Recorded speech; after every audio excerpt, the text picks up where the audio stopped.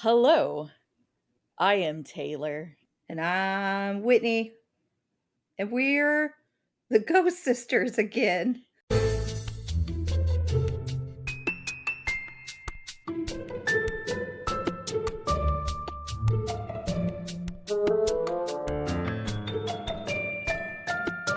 Barely.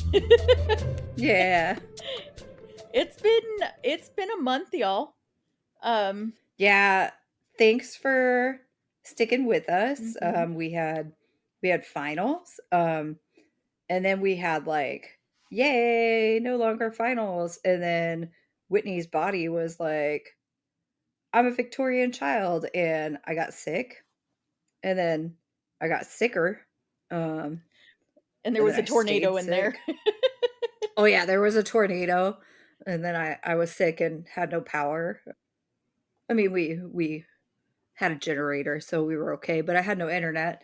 And then I got pneumonia, y'all, and it just kept going. Mhm. So here we are. I'm gonna try not to cough on you guys because it's gross. It's a rough But yeah, cough, like damn. it's gross. I'm over it. I get it.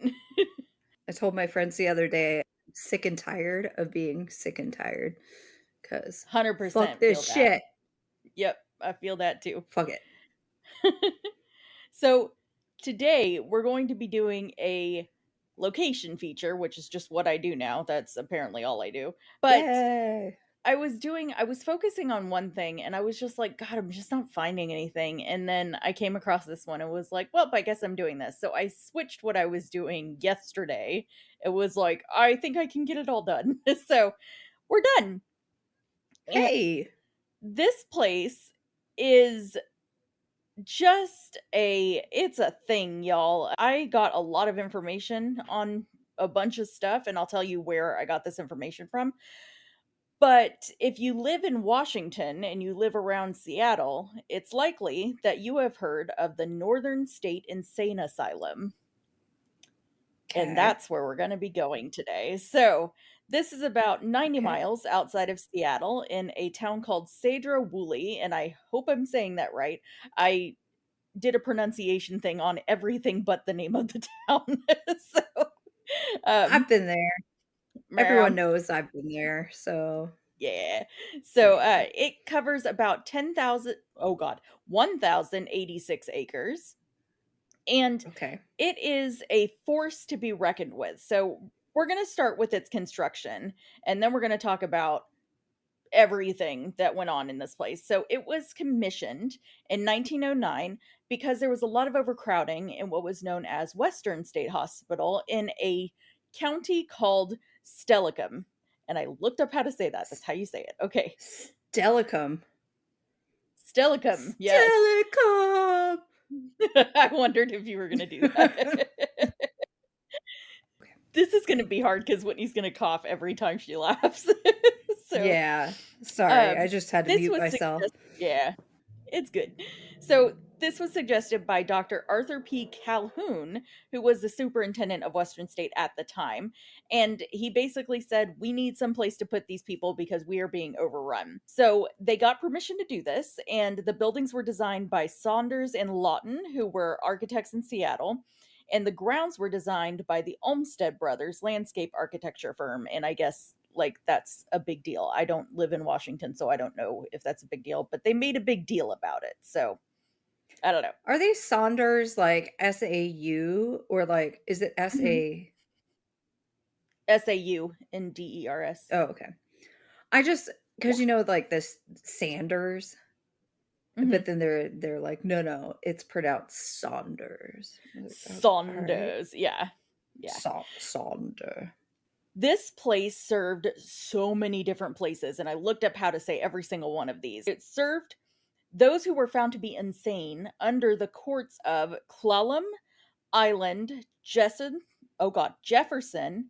King, Kitsap, San Juan, Skagit, and Snohomish counties. So there's a county just called Island, Yeah, or yeah, was that part of the okay?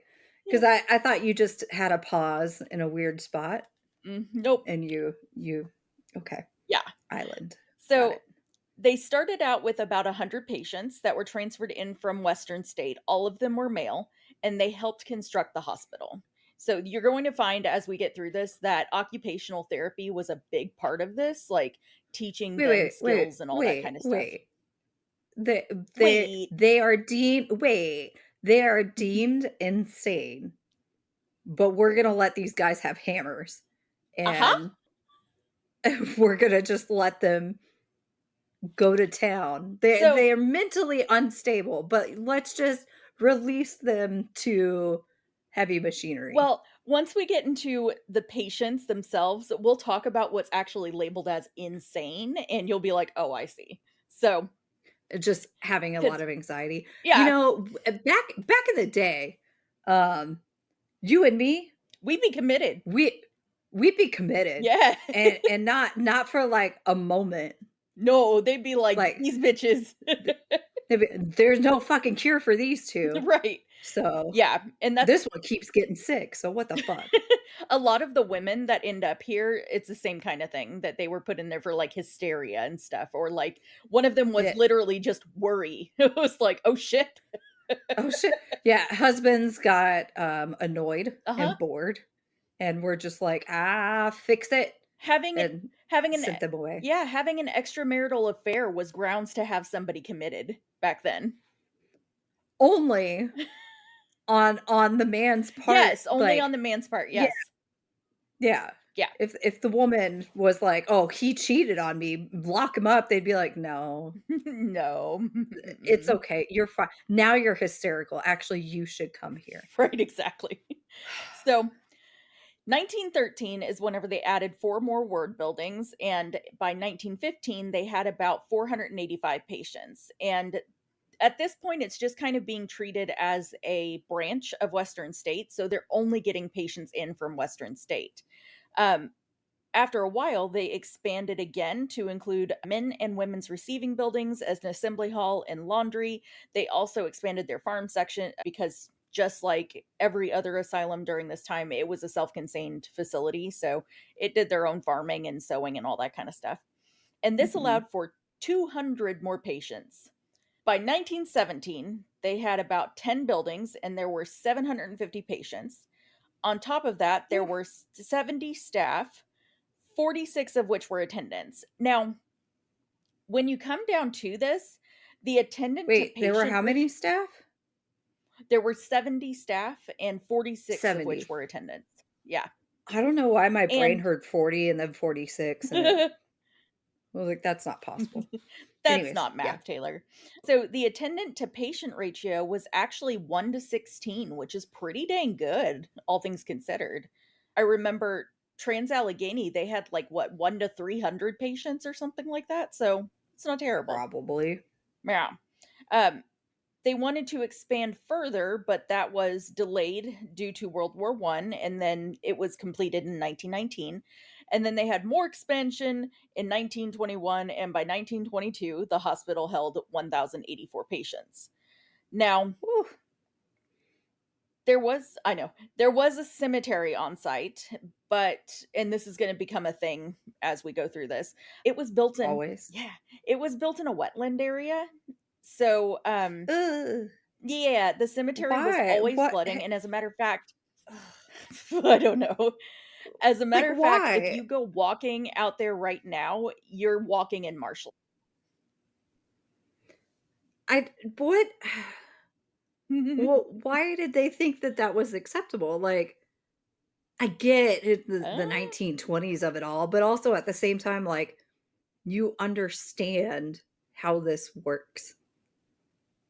right. And they Yeah. didn't I take it they So, didn't have, like, the big, like, mausoleum kind of things. No, it was all nope, underground to get burial, yeah, around this no. problem, yeah, Oh, to get okay. around this problem, they topped all of the caskets with rocks to prevent them from floating to the surface. Okay. D Delightful.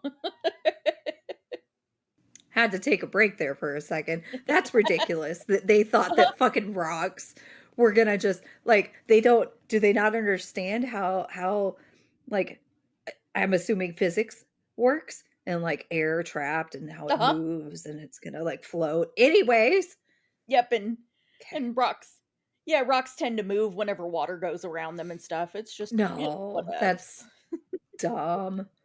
So, ultimately, this place was closed in 1973, and they claim initially that it was due to budget cuts. No, there's some other reasons. 500 people lost their jobs because of this, and the remaining patients were either transferred to Western State or released to the general public, some of them just being carted out on buses and dropped in the middle of downtown Seattle. Well, I mean, if their reasons for being there were quote unquote hysteria or whatever, then I think they're fine. But if we started actually accepting people for legitimate reasons, sorry, Seattle. Yeah, yeah. So that's the general overview of the construction of this place. So let's get into the different patients. And a lot of this I got from a book called Under the Red Roof 100 Years at Northern State Hospital. And it's the updated edition for 2020 by Mary J. McGoffin. And this woman grew up around the area and was very curious about Northern State Hospital. But unfortunately, a lot of the Okay. records have been lost over the years. So she tracked down a lot of people that either stayed or worked there and got testimonial from them. This is how we Wow. know about patient treatment and stuff. Yeah. So, like I mentioned before, a lot of the food and materials and all of that stuff was created and maintained by the hospital itself. So they had farms, Mhm. sewing, livestock, all that stuff. The first superintendent was Dr. McLeish, and he was the one that the first 100 patients came in for. They were brought Okay. in under the following things: alcohol, congenital maladies,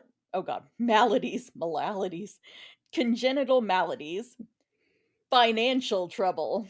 I would 100% be there. Hey, um, they eh, got my cell ready. uh-huh.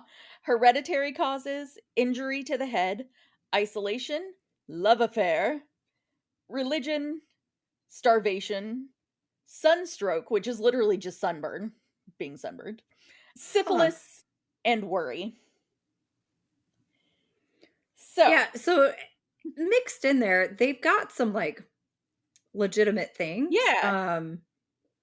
I do feel a lot of them are more medical needs than psychological needs.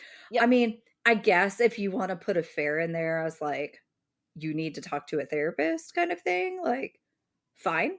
Religion, just chill the fuck out. I I don't understand that, but okay. Mhm. Um, but the being hit on the head, Yeah. I guess I mean, yeah, like, there's a lot of, serial killers that they were dropped on their noggin or had some sort of head injury. Mhm. But if you just, like if okay, if someone just if baby Taylor actually hit baby Whitney over the head with a hammer, um, would I have gone to the hospital or would I have gone to the mental institute? In 1920, you would have gone to the mental institute. Okay, Mhm. so not seeing medical attention Correct. as needed. Yes. Okay. The first 101 patients were confined for, or these are what the first 101 patients were confined for. 44 men were said to have maniac depressive insanity. Okay. 7 of them had paranoia. Okay. 1 had epileptic insanity. He was literally just epileptic. Oh, 4 of them were labeled imbeciles. Back in the day, that just meant you stupid. yeah. Yeah. 3 of them were deemed as recovered in 1912 and discharged. 3 of them tried to escape but were found and returned. 5 of Okay. them escaped successfully. And then Mm. before the year was over, 6 died from dementia, exhaustion, epilepsy, or pulmonary tuberculosis. Ooh, So, rough stuff. yeah, but when you think about it, out of 101 patients, only 6 died. That's not terrible considering Yeah, asylums at the time. and it sounds like they died, I guess, of natural causes. I mean, Yeah, tuberculosis is not great, but it was kind of running rampant, right, so it's right. kind of. Exactly. So Each of these were men from 25 to 50 years of age, and they were sent in from Fort Steilacoom, and they all had some kind of useful skill or trade. So they were brought in specifically because they were able to help construct the hospital. Most of these patients were not from the US. Only 36 of the 101 could actually claim US citizenship. Most of them were from Oh, Europe and immigrating in.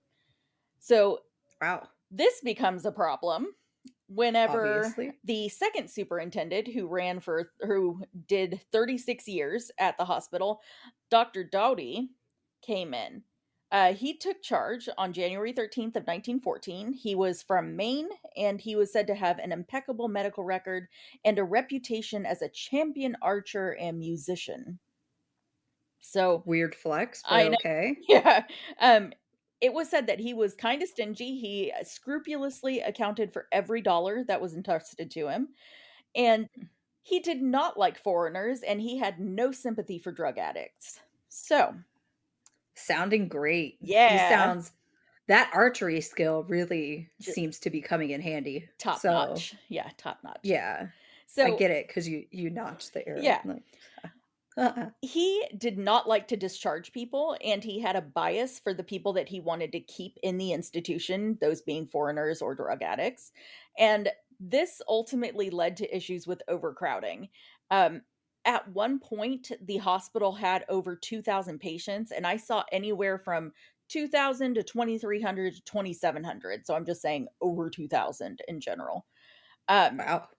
in 1926, under him, the hospital had 743 white men, 524 white women, 9, and they label it in her book, she labels it colored because that's how they were described. These were Asian, Latino, or African American men. So they had Mm. 9 men and 11 colored women. These we start to see include people being admitted for things like insanity, legit insanity, still epilepsy, mental defects, alcoholism, drug addiction, and neurosyphilism. So, meaning that syphilis is now starting to Ugh. screw up your brain. Most, I want to say it was like two-thirds of patients actually had a job around the hospital while they were there. And some of the people that Mary McGoffin interviewed mentions having like patients in their houses working on things. So, when you say that they had jobs, like, I'm thinking of, like, in prisons and stuff, like, they have jobs and they're able to Mhm. earn money and everything. They earned money No, or they just were free labor? basically they were free labor kind of, we need to keep them busy and not messing with each other. I understand that thought, Yeah, but it's not a great no, plan. no. The next superintendent was Charles H. Jones. He jumped in 1950 and he only hung around for 10 years and then he was like, bye. Uh, this, Probably because he was no Robin Hood.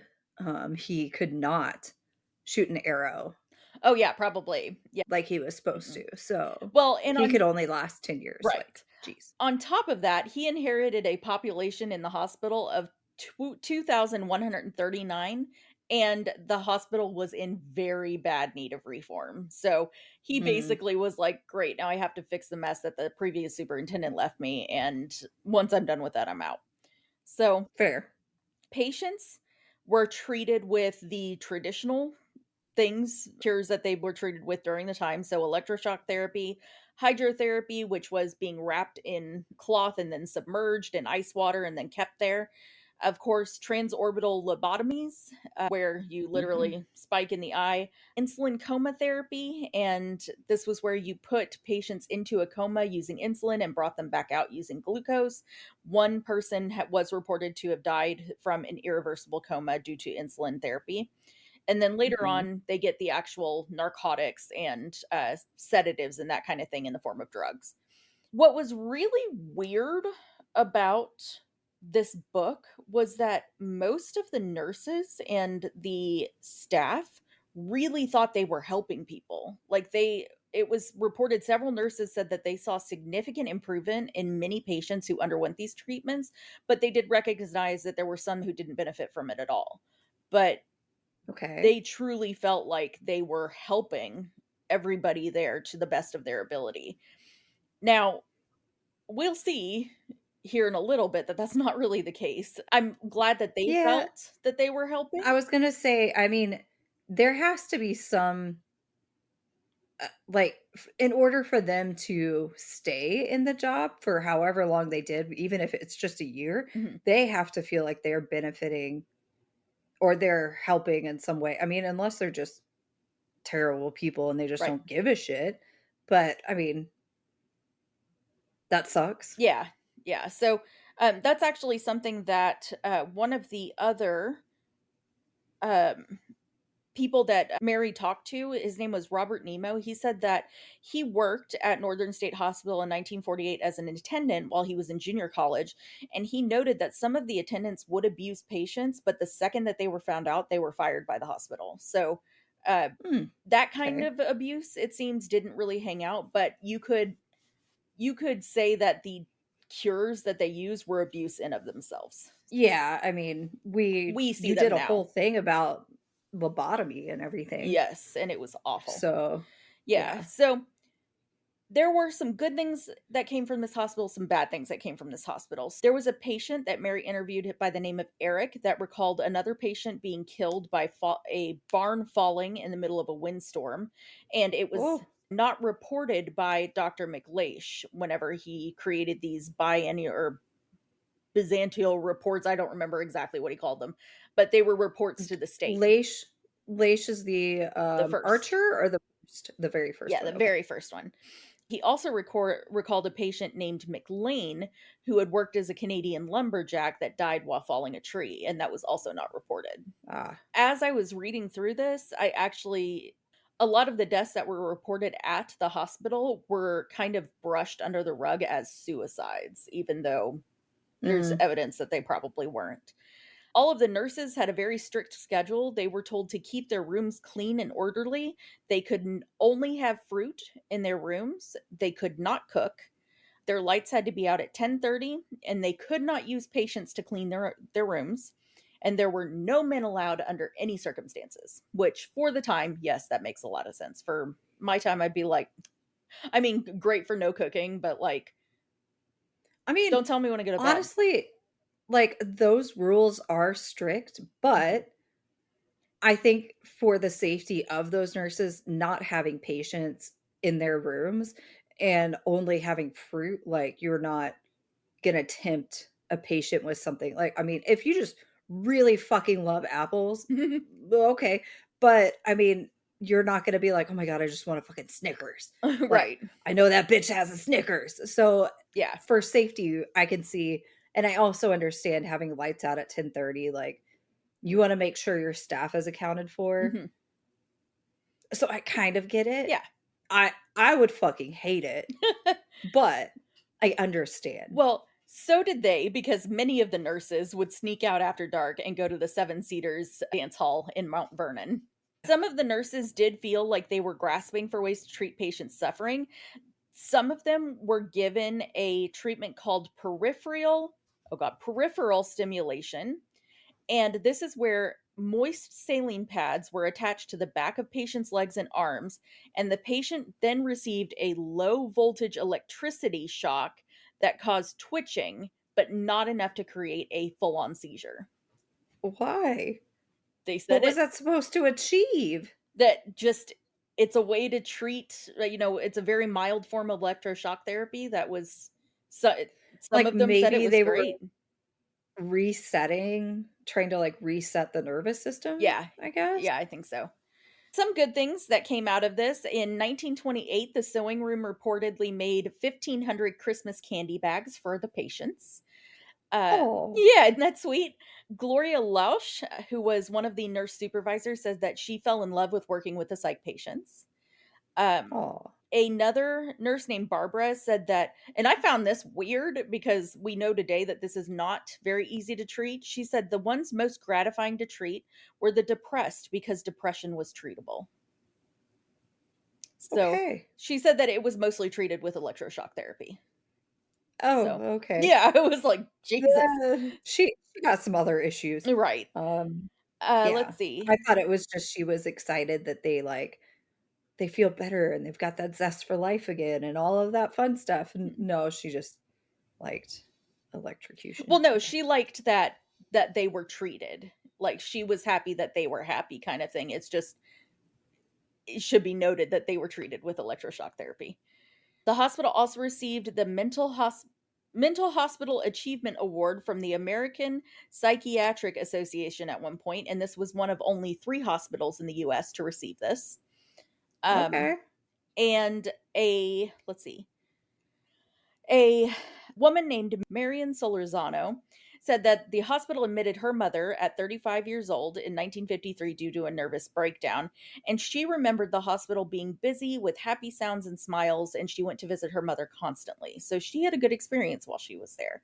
She said that her Huh. mother was nervous and, she would, as she was being treated, slowly get better. And then I think eventually she was released. That's good. Let's talk about the shit that happened that was not good. Yeah, I was like, this all sounds like rainbows and sunshine, but And it's haunted.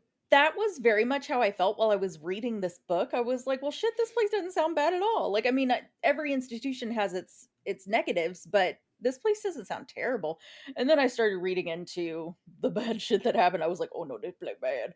Oh, okay. There was a matron's report that came from McGoffin's book that all of the patient names were withheld, but this was a documentation in 1939 in the women's ward that showed the different things that were done and documented to the patients over the course of one day.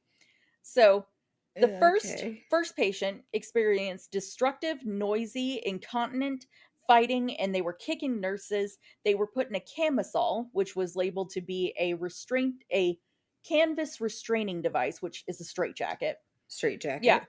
And they noted I at first thought of, like, a camisole, like, I'm wearing one what right you now. wear underneath, and yeah, and I was like, "Well, that's not too bad," and then you were straight, and I was like, "Oh, okay. Yeah, yeah. Never Uh, mind." they noted that after that, they slept well all night. The next Okay. uh-huh. The next They just patient needed to be swaddled. That was exactly, it. maybe that's what we all need. The next patient was using abusive language and was assaultive. They were also put in a camisole and secluded, but they Well, had fuck. yeah, they had I would be straight in that straitjacket. Fuck. they had sodium amytal GR6 given at 11:15. They were taken out of the camisole at 12 noon, and they had a very quiet afternoon. What what is that? Did you research what that I is? did What is not. You that? want me to look up what that is? What Yeah, look it up. Okay. It's like salt water. It is an immediate acting barbiturate and is a depressant. It's a sedative. Oh, Yeah. okay. Yeah. Well, and then yeah, of course she had a very quiet Yeah, night they put after her to that. sleep basically. Yeah.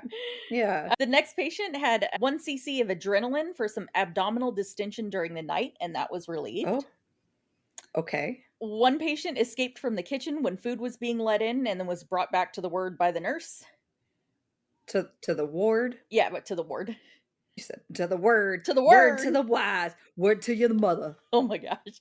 Um, there was a one patient that experienced very severe grand mal seizures at 9:30 p.m., 11 p.m., 4 a.m., and 5:45 a.m. Wow, Yes. Now, that's a lot. this next one is intense. Temperature of 105 degrees, Ooh, alcohol sponge bath, and cold pack to spine.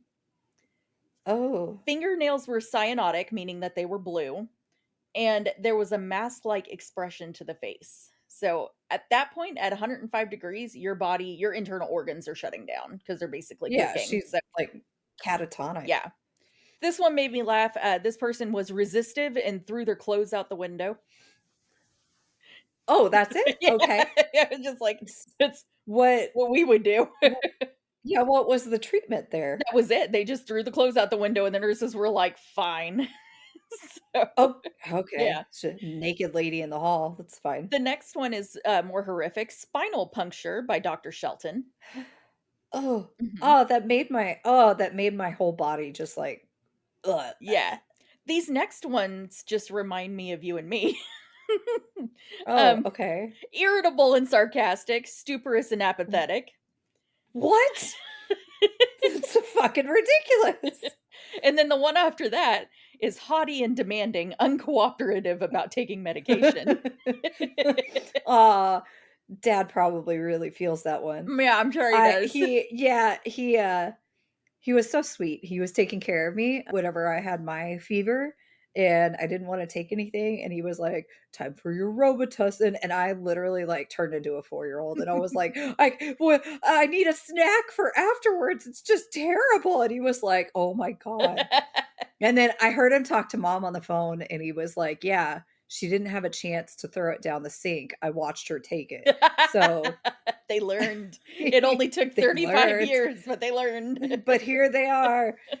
Yeah, Fantastic. 35-year-old woman upset about medicine Yeah. anyways.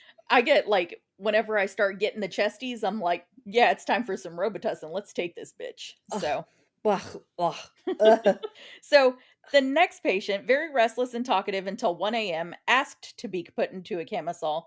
They were ugh. quieter, but they did not sleep. I Yeah, man, I would be in there, like, they would be like, "This bitch doesn't sleep." And I would be like, "Can you just knock me out? Like, Right? just give me some of the good drugs." I don't want the straitjacket, but if you will drug me Mhm. so I can go to sleep, that'd be great. Yeah, I get that. Yeah. So this next patient got 2 cc's of sodium phenobarbital, which is kind of it's a The set this was given intramuscularly at 12 ugh, midnight, and it was effective. uh, end of anecdote, okay. Yeah, That's a it, lot of like, these. because it didn't even say, like, what the problem was, Nope. just Yep.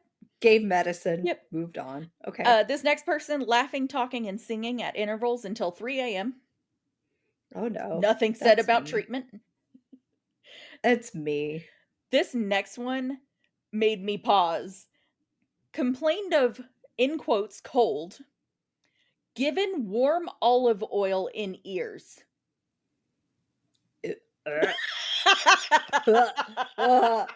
That's just that's terrible. I don't know why, but I hate that so That's much. uncomfortable. Like, I just like, Uh, first off, why? What does that do? It's got so is cold like quote unquote like they have the sniffles or like they're I chilly? think they're chilly. I think that's, like, what Why they meant. why the fuck didn't you give a warm blanket? You had the ability to warm something up and you just warmed up fucking olive oil and put it in their ears? Uh-huh. What, not even like just stick their hands in it. No, no, no, no. No, no.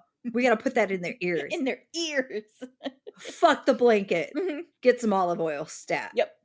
Uh, Fuck that. this next one made my jaw hurt. 7 teeth extracted. Ah. Uh-huh. As someone who's had 1 tooth extracted, no thank you. Ever again. Now, this one also made me pause. Sharp pain in chest. Doctor ordered an enema, and it was given with good results. Why? This is okay, is this the same doctor that was like, "Put the warm olive oil in her ears," like, "Chest hurts, stick it up her butt." Like, what is your problem? This is I am not a doctor, but I feel like I understand human anatomy just well enough that I don't think your butthole's gonna fix your heart. I I was that woman that has the confused look with all the equations around here trying to put those 2 together. Yeah, I don't I mean, I guess so it was well received? He just said with good results. She said, "I'm pretty sure Okay, that" she was like, "I have a not well sharp pain in" received. yeah, she was like, "I have a sharp pain in my chest," and they were like, "We're gonna stick this tube up your butt and clean you out," and she was like, "I Right. don't want that to happen again. I feel great now, doc." I'm I'm amazing. I have coined the phrase "amaze balls," and I am that I now. am that. So, keep everything away from my pooper. Thank you. Yes, exactly. The next patient threw dishes in the dining room at breakfast time and then was put in a camisole and Fair. secluded. I was like, we've all wanted to do that at one point. 100%, and not even, like, because 'cause I'm mad, Mhm. just Wanna destruction. break something. I Um, just wanna watch the world burn sometimes. This person said that they broke out 2 window panes inside of their room. They were put in cuffs and a belt, so they weren't even put in a camisole. They were, like, really restrained. They were given the, sodium amytal, and it was about Okay. 11:45, and that was effective, so I'm guessing they went to sleep after that. Okay. That one seems reasonable. It's no enema for a heart attack, but it's reasonable. Right. Some other bad things, we're gonna get into, like, some seriously bad stuff, but these were random things that were mentioned in from the people that were interviewed in Mary's book. So, a Okay. nurse named Ruth Gross, I'm guessing it's Gross, it's Gross, recalled Gross. Gross, recalled an incident where a patient came in alone at night asking to see Dr. Newkirk. It turns out that this particular patient was put on terminal leave because he was attempting to kill a doctor. And Ugh. she didn't know why he was put on terminal leave, and they finally told her, and I guess they were like, "No, we need to escort you off the premises." So, terminal leave, I don't kn they it said it was what is that? 1 week terminal leave, and I don't know what that means because terminal to me means you are no longer allowed at Uh, the facility, period, but it was only 1 week.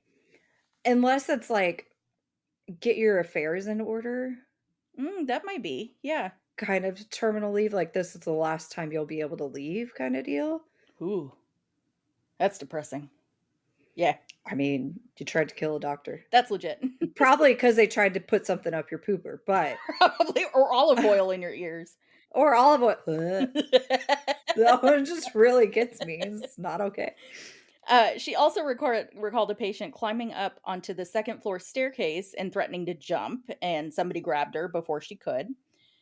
Okay. She also had a patient while she was working in the violent patient ward because she had to go to all of the wards to learn what they were about and that kind of stuff. One Mhm. of the patients told her, "I'm watching you," while she was tending to her. And another nurse, after the fact, said, "That means if she gets the chance, she'll kill you." Ah, Yep, she said that was the first and last time I worked in the violent person ward. fact. Yeah. Yeah. Yes. A woman named Bonnie Lang reported that she remembered one day her 5-year-old sister was walking home. A patient named Pinhead, because of his small shaped head, tried to pull down her sister's pants. She screamed and ran Ugh. to her dad, who demanded the superintendent lock him up, and the superintendent did. Okay. Okay, so that was just the stuff that was anecdotal that was told by the people in Mary's book. Here Mhm. comes the stuff that I verified through newspaper articles. Ugh. Okay. So, I'm already yes. In August 9th of 1921, an attendant named James S. Hewlin was murdered by Valentine Riedel with a razor. Now, what was really weird about this, according to the Statesman Journal on August 10th, so the day after, Riedel, and a couple of others were actually posing for a photograph when Riedel slipped up behind Hewlin and slit his throat with a razor. Oh, So okay. they don't know why they did it. They didn't like I found one article about it and it was like this long and that was it. It's very weird, but it documented death in the asylum. Okay. That's weird. Yes. So the next thing, this is not a murder. This just happened in August of 1921. The cook, his name was Paul Stautte, Staudte. Um, he was fired for refusing to serve rotten food. He also accused the hospital for underfeeding patients, and I was like, Okay. I would refuse to serve rotten food too. This started an entire inquest into the asylums, how they run stuff. Yeah. So, according to the Seattle Star on September 2nd of 1921, he was fired for, quote, refusing to cook and serve patients rotten potatoes, moldy cereals, cold carrots, dried fruits that were still alive with weevils. Ugh. This was under Dr. Doughty and uh, The archer. the archer, yes. He is reported to have said directly to Stautte, "Who are you to be telling me how to run this place?" And then promptly told him, "Get your money and get out." Uh, uh, who are you? Like, okay. Yeah. It's like Bob said, it's the Hippocratic oath of cooks, did not make people sick on purpose. Like, come I on. mean, I the fact that I have sat through so many health and safety stupid videos about that exact thing, Mhm. like, "How what do you cook a chicken to?" 165. Like, that it is, like, good on you, cook, Yes. Stoddy. So Like, you did it right. he was prepared for this. He grabbed samples of the food that he was being asked to give these people and he sent to the Seattle Star, who then forwarded it on to Governor Lewis F. Hart or Louis F. Hart. I'm not sure which one it is. This included one package of rotten potatoes filled with mold and canker. And he even noted even those that looked fairly good turned black when I tried to cook them. One package of small hard, shriveled carrots, one package of farina alive with vermin, one package of lumpy oatmeal crawling with weevil worms, and one package of dried apples that the worms had recently abandoned. So, Ugh, so yeah, but, like, dude, like, he needs his own, like, movie, like, shit, yeah, like like, I was going he through was this. like, "You taking me down? I'm taking you down with me, Yep, bitch." Like, fuck that. 100%. Love it. And so he also said it was not only, and this is a quote, it was not only the quantity of the food. No, it was not only the quality of the food, but the quantity. There was not enough. The meat is fine. It was government inspected, but I was only given 78 pounds to make stew for more than 1,000 patients for 2 meals. Ooh, As a matter of fact, about one patient out of three got any meat at all. So, yeah. yeah. It was all But was that part of the government? I mean, I guess well, I guess if it's only inspected and it's not issued, right, like, that's the difference, but right. Yes. It was also reported that there was an attempt to put the food with weevils on ice to attempt to freeze the weevils to death so they could use the food. no. Yeah.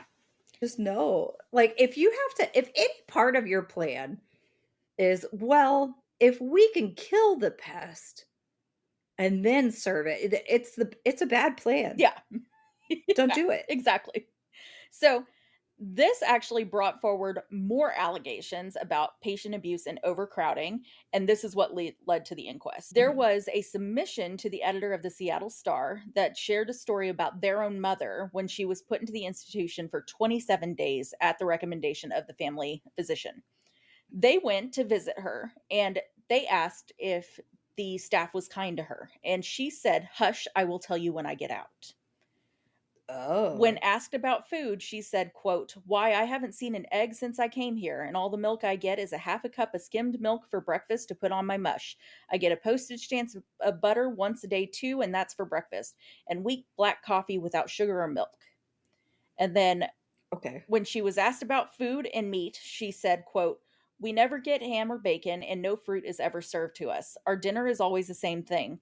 Stew made of barley and macaroni and dry salt pork, but no meat is in the stew. Just once the stew was made of mutton, and a small piece of meat came out with the stew, about the size of my two fingers for the six of us. Boiled rotten potatoes were also served with this meal. Our supper consisted of dry bread and bouillon, which was so rancid I could not drink it, so I took cold water Ugh. instead." Um, Ugh. when the child, I guess, asked about rest, she said, quote, "We were never allowed to lie down from the time we got up in the morning until we went to bed at night. Didn't matter your ailment." Okay. In this as well, the hospital was accused of what's known as red lighting or patient dumping, where the patient would be driven out somewhere, dropped off, and left. Okay. In 19 You already mentioned that. Yes. So that was when it closed in 1973. This is in 1920. So they've been doing this for a long time. Oh, Yes. okay. One patient was allegedly dumped in Grand Junction, Colorado, and then another was dumped in Norman, Oklahoma. Now, the That's far. yes. Wait, you do what? Yes. The hospital, the big problem with this, like, yes, it's horrible that they're dumping people out in the middle of nowhere, but the hospital was keeping the state allowance that they were getting for each of the people they dropped off. Mm. I tried to find My thing is more like, I mean, Colorado is it's a couple states that's away. still pretty Yeah, far. it's 3 or Yeah. 4 states away. Norman, Oklahoma, That's a it ways. that's a ways. Yeah. So it wasn't like you could play it off and be like, "Oh, it was a stowaway," and, like, they escaped and jumped on one of the no. Mhm. You were like, "Where the fuck can I" Oklahoma. No one will look for him Yeah, there. Send Oklahoma. him. Oklahoma. I did try to find articles for these, but I could not find them where the source that I was looking at said that they existed, but whenever I tried to find them on newspapers.com, I couldn't find them. It doesn't mean they don't exist, it just means maybe they haven't been digitized yet. However, it is stated that these articles reference these men were never found. Yeah.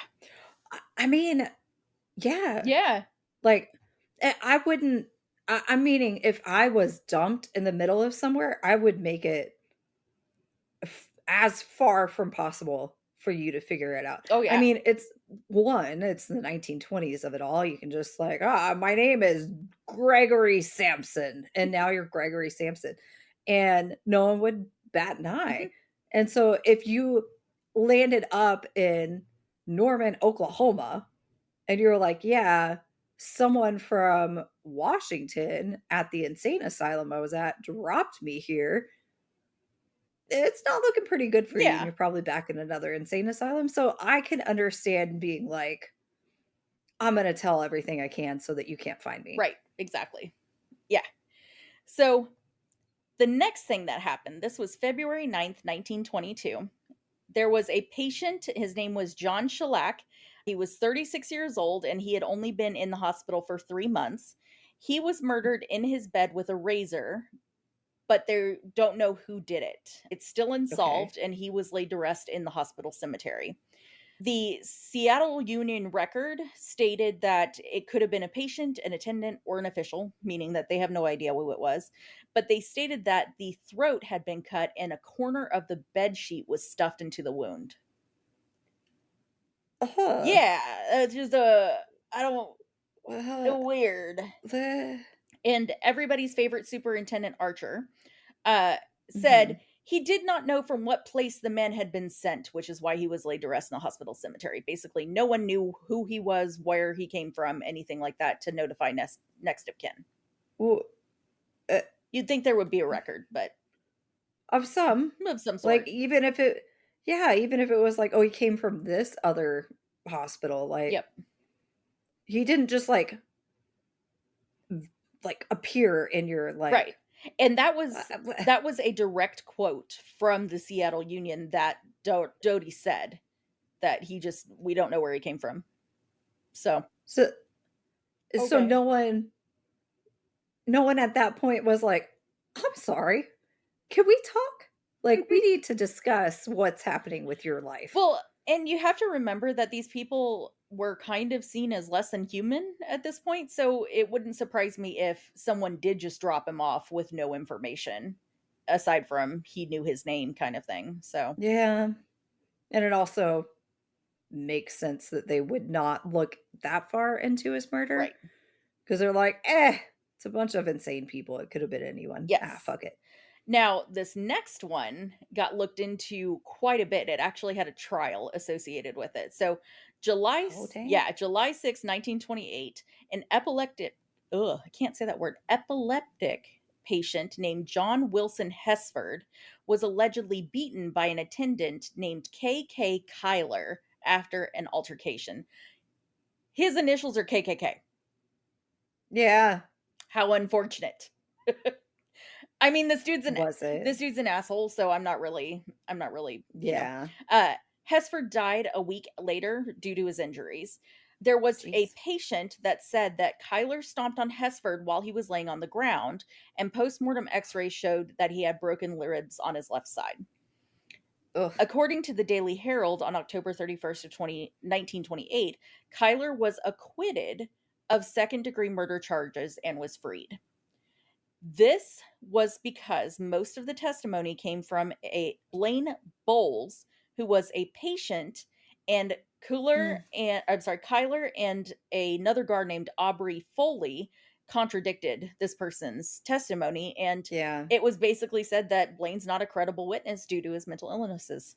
So, Yeah. yep, they ended up ruling Hesford's death a result of his epilepsy. Sure, yeah. Uh-huh. Just Yeah, broken ribs, epilepsy yeah. is what it is. Okay. Yeah. In 1981, they found parts of a small intestine and a human head at a chemical dump site off of Mosquito Lake Road that were supposedly from Northern State Hospital, who used the dump site for What? things like formaldehyde and that kind of stuff. What? Yes. So The I tried to find the initial article where it was reported that these things were found, and I couldn't find it. All I could find was the Bellingham Herald on June 18th, 1981 said that they were found in Whatcom County, and the county sheriff Larry Mount claimed that the reports of the remains were blown out of proportion and they were all disposals that were used for research and they were stored in bottles. So basically, they're just, they used them for their research and they were done with them. He did state that such dumping is a violation of state law, but they could not take legal action because the statute of limitations had passed. w you're okay, so, I don't know, it's a small intestine. You're just you're gonna just it doesn't you're not concerned at who it belonged Nope, to? nope, apparently not. Or that human head. Or No. or the head? Mm-mm. No, it's just, "Nah, it's a dump site, it'll be Yeah, they fine." were like, well, I'm sure. Nah, I'm sure they used it for research or something. That's why it's there. So, sure, sure, never anything goodness. nefarious. So, in 1983, keep in mind that at this point, the hospital has been closed for 10 years. The Hawthorne Funeral Home in Mount Vernon discovered Mhm. 200 1 gallon sized food cans that were used on the hospital's canning operation and labeled with patient ID numbers from the hospital. These were the remains of those who died and were cremated between 1941 and 1953 when the crematory was actually shut down. They had the remains of 200 people in these food cans that they were trying to figure out, A, you're only allowed to store human remains for 2 years before it has to be buried. That's what I read in one of the articles here. The mortician that found them, his name was Frank Kumzak, wanted family members of the deceased to come claim their ashes, but he said, quote, "I'm not hopeful we'll be able to track down too many people, but we'll give it a shot." Those that weren't claimed, which was most of them, were buried in another cemetery in a mass common grave. Mm. They believe that 900 patients were cremated and buried in food cans at the hospital and local cemeteries. Ugh, Yeah. So, jeez. here comes the next one. So in 1995, it was revealed that the US Department of Energy was creating radiation experiments between 1954 and 1958 on patients of the hospital in conjunction with the University of Washington. Jesus. So, there is a website called the DOE Openness website, and there is a human radiation experiments list that you can look at.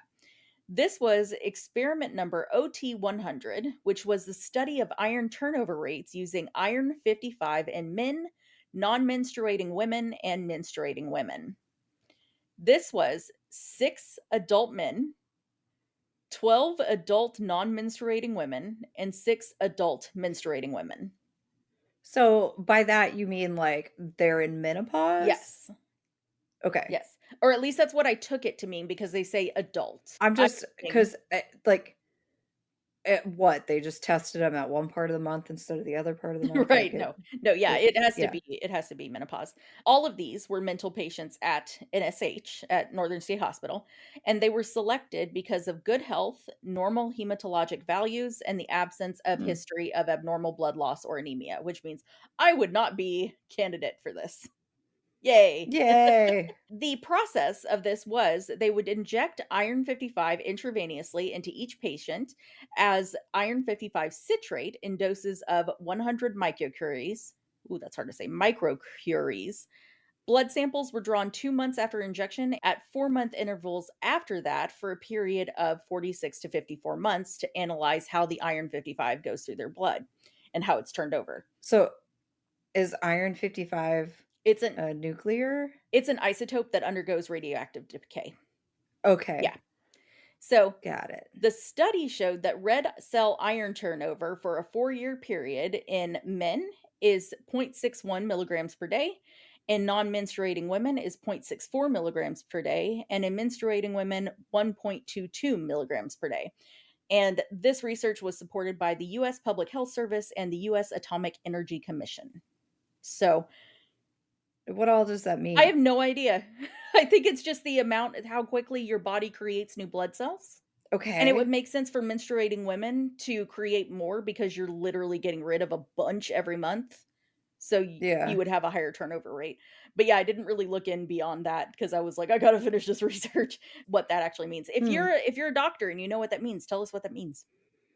I'm just wondering what the point of the I study don't know. Well, was. so this was in line with a whole bunch of other studies that all looked at how iron 55 moved through the human body. So there was a overarching study that I didn't Uh, see any information okay. for. Because I know, like, back then, especially, like, with all the testing and everything that they did, like, human testing and how the body Mhm. handled radiation was definitely a thing, but how it handled that isotope in particular just is a weird Yeah, yeah, thing. yeah, I have no idea. So, getting into the closure of this place, because it is officially Ah, closed. It was ticketed good. for closure by Governor Dan Evans so that focus could be moved towards community oriented programs for rehab as opposed to state institutions. And according to the Olympian on January 12th of 1973, Northern State would be kept open through 1973. Now, this place, they struggled to try to find another use for this place. The Bellington Herald on January 9th of 1973 said that there was a motion to move it forward as a treatment facility for alcoholics. That did not go forward. And Mm, Daily Herald in March 22nd, 1973 said that there was an effort made to stop the closure by using the facilities for those who were deemed as having an intellectual disability. They use the antiquated term that starts with an R. And this was shot down by the Washington Association for R Word Children. I'm not going to say it okay. because I know it's very offensive. The Bellingham Herald in August 17th of 1973 said the last patients left the hospital that previous day, and 150 staff members would be leaving for the last time that day. And then April 6th, 2017, we're jumping super far ahead. Uh, this is where it was reported by the Seattle Times that some of the patients went to Western State and some of them were dropped off from buses in the middle of downtown Seattle. W when was it officially closed? 1973, August Ok 16th. come what the fuck, y'all? It's 2017. Shouldn't that have been reported on, like, within the first 10 You years would or think. something? You would think. Like, Jesus Christ. So Okay. it was stripped of its remaining equipment and sealed off, and it was under the watch of 20 caretakers. Uh, in 1985, they pushed forward a whole other list of things that they could possibly repurpose the area for. Private psychiatric hospital, which is what it was, rehabilitation facility for children and youth, the University of Washington Comparative Resource Facility, national Okay. yeah, natural resources youth camp, a recreational vehicle park? What? I don't know. I don't know what that W is. an an RV park? Oh, yeah, an RV park. Yes. Wow. Oh man, I need to use the sleep. Goodness. Wow. Also, they proposed the Saget County oh, I'm sorry, the Skagit County Fairgrounds moving there, the Veterans Administration Facilities, Entrepreneurial Business Incubator, Conference and Technical Center, or the Pacific I Rim Peace Center. I definitely would not be comfortable having the state fair Yeah. there. Like, that no. Yeah. There's just something about that that's too taboo. Yeah. Like, no. Well, luckily, none of these moved forward. The only Well, thing yeah. that they were like, "Yes, we wanna do this," was turning it into a park, and it is now named the Northern State Hospital Recreation Area. It spans the almost the entire 1,086 acres.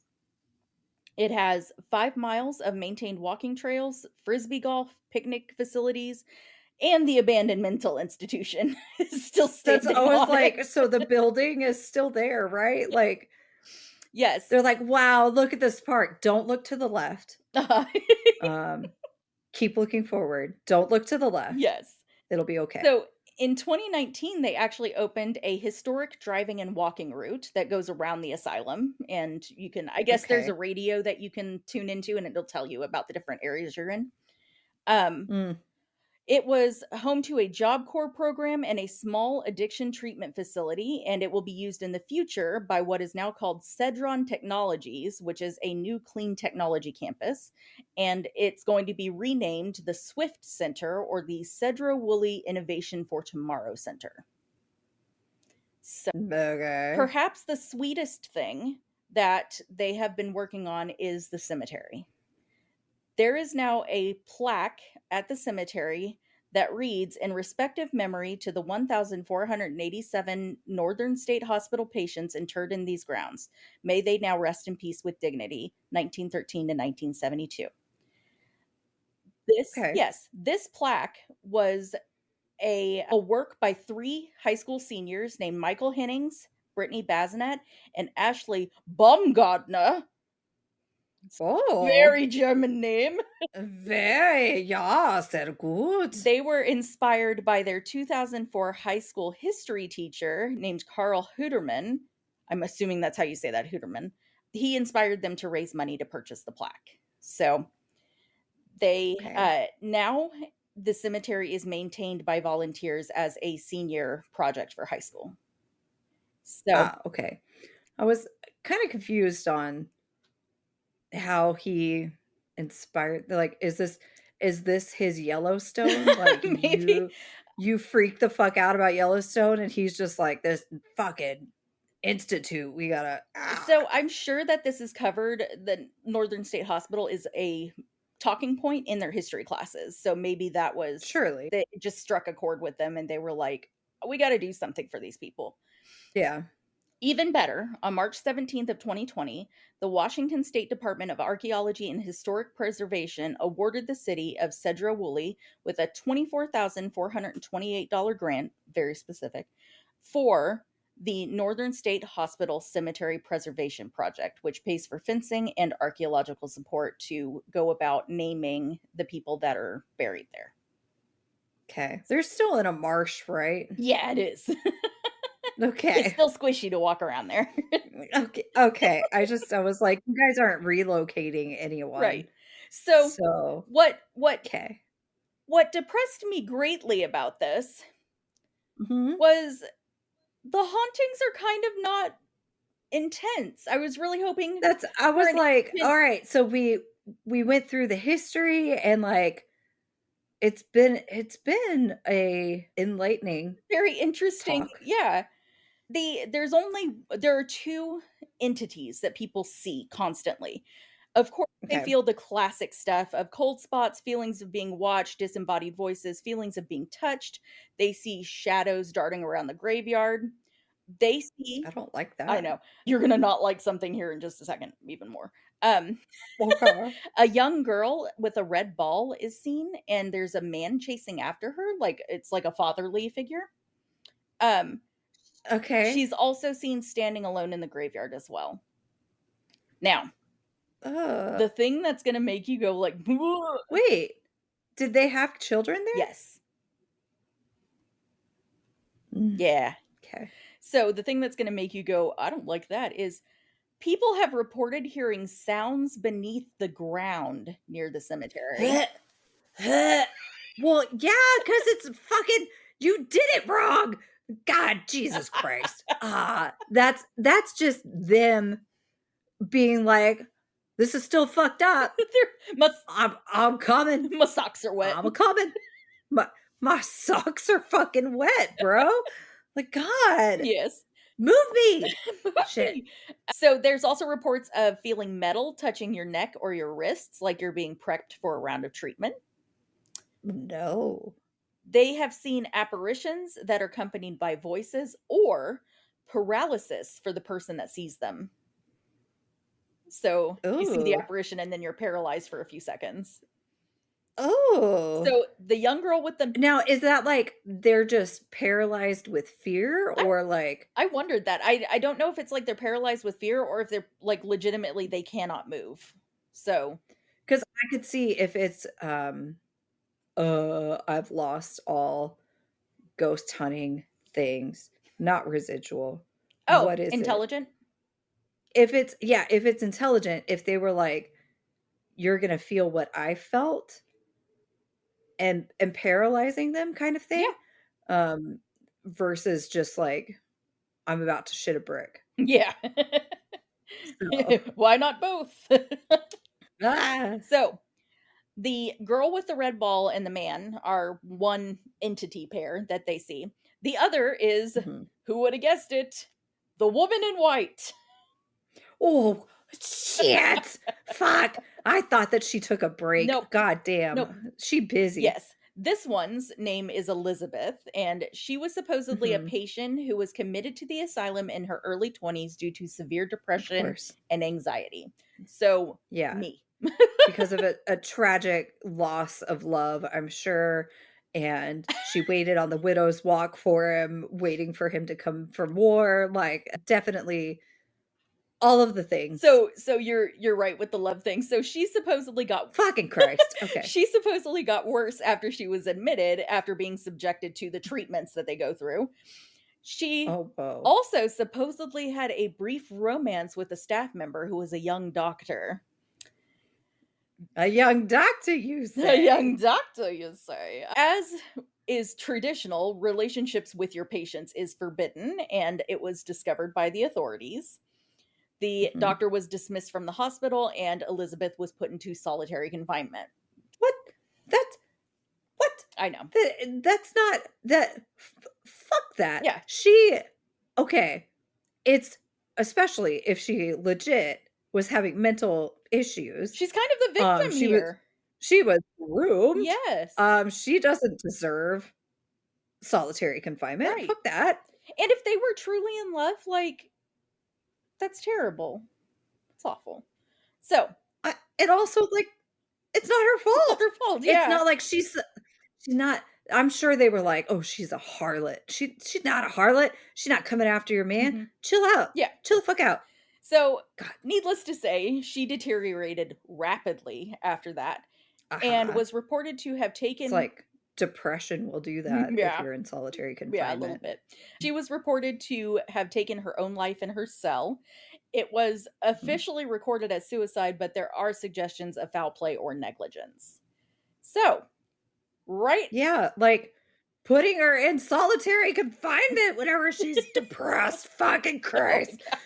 Oh my god. So, right after she died, staff began to report a spectral figure dressed in a white hospital gown wandering the halls, and it is Mm. often accompanied with a deep feeling of sorrow and despair. And she is seen as a pale, sorrowful figure who seems lost and is searching for something. Yeah. All right, getting into investigations. I will say that I pulled videos that I found online. I'm Mhm. sure there are more than this. Ghost hunters went out there at one point, but I ghost hunters, you can say what you want about them. They've been shown to have been falsifying evidence and stuff, so I just didn't even list them on here. We're going to start with the most recent one. The most recent one was from a channel called I like that you're like, "I didn't even list them here. I did just talk about them and mention them, but I'm not going to acknowledge them." but I mean like I like you can go watch the episode if you really want to. It's season 3 episode 5 no, 13. But I just She knows it by heart. She recites it to me every day no, when we talk. I looked it up like an hour She's ago. obsessed. Oh, okay. She's like, "I, fuck them, but I know everything about them and that episode and what happened to Tony." What happened to I don't know Tony? who I don't know who Tony There is is, no but Tony. see, she knows. She knows these things. She's obsessed. Oh god. So, Okay. and on top of that, I found that I was mostly featuring like amateur ghost hunters, not big shows and stuff. So I was like, we'll stick with the amateur ghost hunter theme. So, Oh, okay. You should lead with that next time oh, and I won't, okay. shit on you so bad. Okay. So, starting with the most recent investigation, this was from Tarot on the Trail. She went out there with a friend, I guess, or her sibling. I couldn't figure out what the relationship was. But this was They can be both. they can be ¿Por qué no los dos?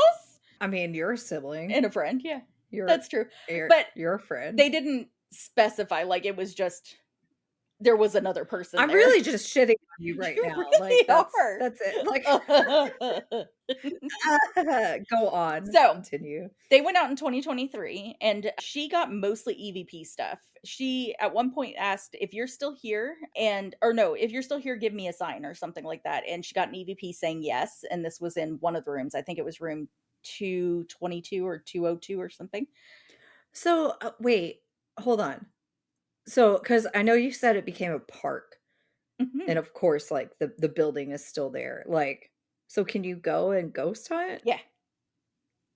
Oh, okay. Yeah, you can. Did I step on No. toes? Okay. Mm-mm. Um, Okay. She also said, if you're able, can you tell me why you are here?" And supposedly she got those bumps as the response, but I could not hear that. And it may be because I was just listening to it on my computer or something, but I really couldn't hear it. Those bumps? Yeah, like I don't like did you have a rash or like did you get a bump to the head or are you talking about her boobs or butt or something? I don't know. Or both? I don't know. That's a theme apparently. Why not both? Both, yeah. She also said at one point, "Come on up, you can talk in here and it should pick up what you have to say." And she got somebody saying, "Go home." That goes they're like, "No, you're stop with your nonsense. Get the fuck out. Mhm. Yeah. I'm done. I'm done with you." While she was walking around talking about the creepiness of the hospital, she got an EVP of one woman saying, "I think we're at a hospital in San Diego." And then a response from another woman going, "It's Seattle." Oh my god. Like, She had to pause and cough. That just those fucking sassy ass ghosts. Like, what the fuck? That just sounds Like, like something you and I would do or something that Laura and I would yeah, do where she would be like, "I think we're in San Diego." I'd be like, "We're in Seattle." So like, you stupid twat. Like, of course. You're dead and you still don't know where you are. Shit. Fuck. so God. that sent me. I had to pause the video and start laughing. It was ridiculous.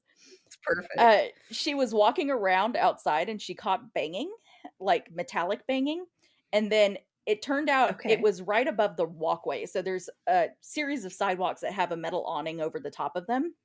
And when Mhm. she went back to look, you could see that there's nothing on top of this walkway. When Okay. she mentioned it, she either got an EVP saying higher or hi there. Weird Hmm. that she got an EVP while doing that. She Yeah. did go back to the location afterwards because some people were like, there are like steam vents around that maybe that's what you're hearing. And she was like, first off, and she kind of like debunked that that was a steam vent. And she was like, the steam vents don't really do anything. This was going off constantly and it was over a very And I would specific think, area. like, you it has to be working, like, Right. it's not a working facility, so you're not the steam vents aren't gonna I mean, I guess the wind could maybe, Yeah, but, maybe. But yeah, it was a very eh, strange thing. So the next people that went out there, this was we're going backwards in time. I should have flip-flopped these. Um, that's okay. this was Destination Adventure in 2020. Now, this guy, he claims that he doesn't believe in paranormal or anything like that, but people are constantly catching stuff in his videos and stuff. He did not actually get anything paranormal in his little investigation. He seems to be more of an urbex kind of person as opposed to ghost hunting. Okay. But he was walking around exploring the property and he jumps up onto the second floor of one of the buildings. There are pentagrams spray painted all over the floor up there, which Oh, fuck, y'all, don't do that shit. no. Like, and then there was another dude that he didn't get anything paranormal, so I didn't include him. I don't actually remember who he was, but He's not a ghost he's not a hunter. ghost hunter. He was doing kind of an overview. His channel is called like Haunted America or something like that, or Okay. Haunted History or something. But he was doing a drone footage of this big silo that's in there, and somebody has spray painted Baphomet on the side of it, which is an Egyptian god of I can't remember exactly Okay. what Baphomet's the Egyptian god of, but it's not a good one from what I Weird. remember. So He also found people's names carved into the concrete, like Mary or, Will or something like that. But I couldn't tell if those were like original, like whenever the thing was being created, somebody scratched their name into it, or if it was a new set of concrete that somebody scratched their name into. So that was just weird stuff that he found. Hmm. Now, this next dude, his name is Jubal Fresh. Jubal. hmm Jubal. Yes, he went out there during the day and got some disembodied voices, some metallic banging sounds, which metallic banging appears to happen constantly out here. Huh. Um, it was a The fact that two of them so got it, I think is interesting. actually 3 get it because there's the next guy also gets it. Ah, So he did this in 2019, and there was only a quick Facebook version of this, and it said go to my YouTube channel for the full version. I went to his okay. YouTube channel, that full version isn't there. So Hmm. I don't know if he got rid of it because it seems like now he's doing more of like a podcast, like prank show kind of thing. So maybe he just switched gears and just wiped his channel of his ghost stuff, but it's not there anymore. Well, that's just rude. That is rude. Why didn't you realize we were doing a podcast, Mr. Fresh? Yeah, Duh. like Google, Garble, Hmm. Gerbil. What Jubal. was his name? Jubal. Jubal, Gerbil, Gerbil. Garble. I Gerbil. thought you were trying to figure out how to say Google. I was like, what's going on with you? I'm sick. I'm sick. I'm sick. Then the final one that I got to find, again, I only found a few, which was weird to me because this seems like this place is probably like hella haunted, was by the proper people in Dan Bell in 2016. They The pr- the the their name is the proper people, or they are the proper their people. channel is called The Proper People, and this was in conjunction with another channel called Dan Bell. The proper The people. Proper People. Do they talk like this in their No, videos they don't. because they're so proper? But that would be Oh, amazing if they talked like that. it's kind of southern though, so maybe not. Well, it's kind now you're British. No, I'm British. I'm struggling. Are you trying to do like the 1920s like what are you talking about there, Steve? Kind of thing. No. Okay. What's not You were just trying to be proper, a proper British proper? lady. Not even British, just a proper person. Oh, okay. People are Okay. like unsubscribe, And fuck this. We waited a month for this shit. right? Sorry, y'all. Um, they capture what they thought is a whistle, and initially I was like, "That's a fucking whistle." They later determined it was a fox. It's a fucking It's train. a fucking train.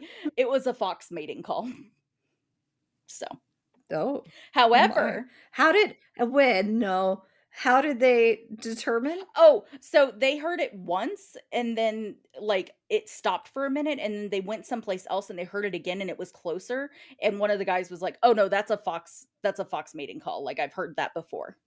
Okay, I just didn't know if they like stumbled on a fox doing the nasty or like Ooh.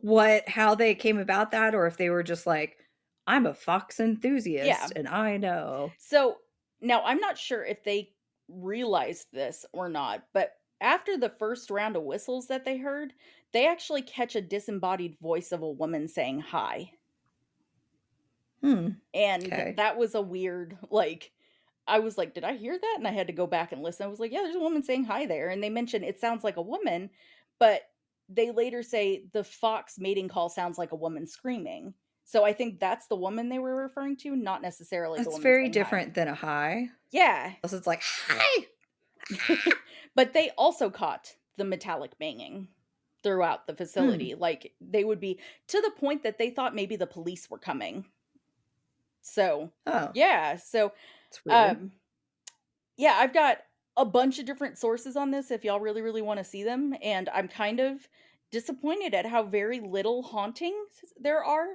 I feel like maybe you and I should just go out there and do our own investigation and see what we find. Yeah. Because I with going through the history and all the shit that was There has to be yes. more. Yes, I mean, granted, it sounds more tame than some of the other places, yeah. but still, like, the fact that there were deaths from tuberculosis, like, that alone, you have plenty Right. And of, like, strife happening in there that, like, there's something there. yeah, and there And it would be interesting to see if we also caught the metallic banging or if we could figure out what that yeah, was or definitely. And a lot of the deaths that were there were either reported as suicides or just not reported at all. So those are only the things that were caught in the newspaper. Who knows how many were yeah, actually, you know. So yeah. at least 1,500 because that's how many people are in the cemeteries.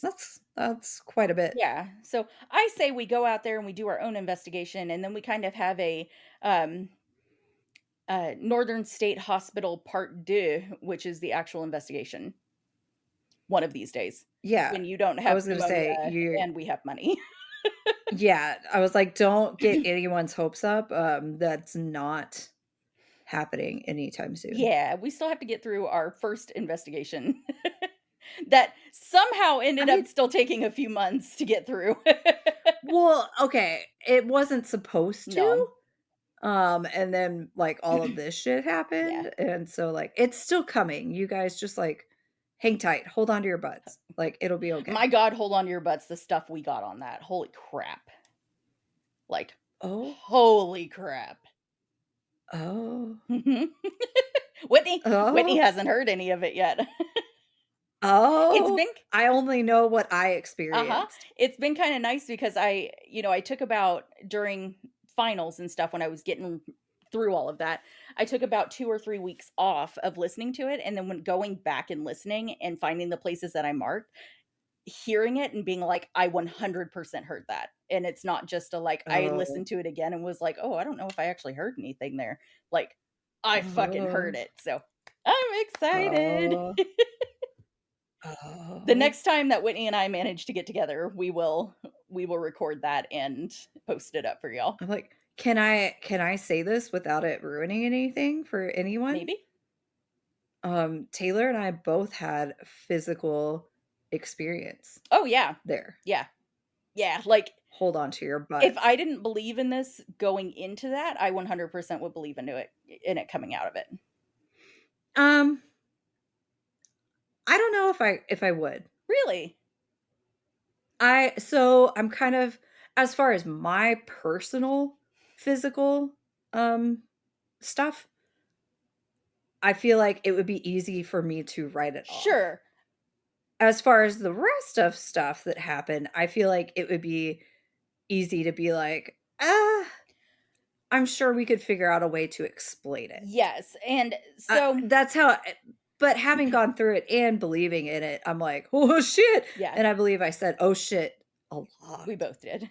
At one point, I Okay. remember at one point you and I mentioned we didn't say fuck very much throughout this, and I caught like 5 or 6 times that one or both of us was like, "Oh, fuck." So, I'm sure I'm sure our tour guides were like, "These bitches." The fact that they've reached out and were like, "Hey, just wanted to," means that, like, that was a good It experience. was. I was worried, and I hope, like, if they found, because we, of course, were like, "Check out the podcast." Hopefully they weren't like, "Fuck." No. So So actually they, told me that they really enjoyed listening to us and stuff and couldn't wait for the oh, good. episode, so I was like, "Well, I'm glad because we certainly do have a certain style." No, wi it's yeah, it's a It's a style. style. But Well, we have that coming out here soon, and, like I said, whenever Whitney is well, which we don't know when that'll be, and whenever ha, ha, ha. either of us Small Victorian child here, don't worry, it's fine. maybe you are my Victorian child that I'm reported to have. I because I thought about it and I was like, we laughed about that, about, like, that you would have a small Victorian child, and I was like, "But I think I am a small Victorian child." I think we both And are that's in our own rights because you have yeah, pneumonia, like, I have anemia, like, just I honestly did not think that I was, like, that bad. Like, I thought I was a healthy individual, but apparently I am not, and this podcast has shown me that I am not because of how many episodes I have missed, and, like, shit, it's not It's not that we do that many to begin with, so, like, sorry, y'all. It's fine. We're on episode 49, I think. Ooh. Yeah. Then, like We're doing well, I don't wanna get anyone's hopes up. I was gonna say episode 50 special.